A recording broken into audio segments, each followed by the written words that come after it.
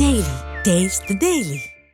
ஆனி மாத பௌர்ணமியையொட்டி திருச்செந்தூர் சுப்பிரமணிய சுவாமி கோவிலில் கூட்டம் அதிகரித்துள்ளதால் 100 ரூபாய் கட்டண தரிசனத்தில் சுமார் 5 மணி நேரம் காத்திருந்து பக்தர்கள் சாமி தரிசனம் செய்து வருகின்றனர்.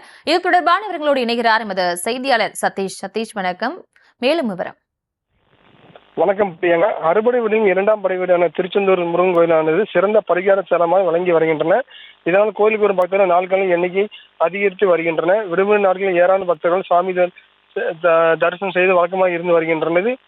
இந்நிலையில் இன்று பௌர்ணமி என்பதால் தமிழகத்தின் பல்வேறு பகுதிகளில் வந்திருந்த பல்லாயிரக்கணக்கான பக்தர்கள் கோவிலில் குவிந்தனர். கோவிலில் நடை அதிகாலை 4 மணிக்கு திறக்கப்பட்டு 4 மணிக்கு விஸ்வரூப தீபாவளியும் 6 மணிக்கு உதய மார்த்தாண்ட அபிஷேகம் நடைபெற்றது. கோவில், கடல் மற்றும் 4 கிலோமீட்டர் புனித நீர் தீர்த்தத்தில் நீராடி பொது தரிசனம் 100 ரூபாய் கட்டண தரிசனம் சுமார் 5 மணி நேரம் காத்திருந்து சாமி தரிசனம் செய்து வருகின்றன. ஆயிரக்கணக்கான வாகன பக்தர்கள் வந்தால் திருச்செந்தூர் நகர் பகுதியில் போக்குவரத்து நெரிசல் காணப்பட்டது. மேலும் கோவிலில் கடற்கரை பகுதியில் இன்று இரவு தங்கி வழிபாடு நடத்துவார்கள். அது மட்டும் இல்லாமல் குடமுழுக்கு முடிந்து முதல் பௌர்ணமி என்பதால் பக்தர்கள் கூட்டம் அதிகமாக வருகின்றன.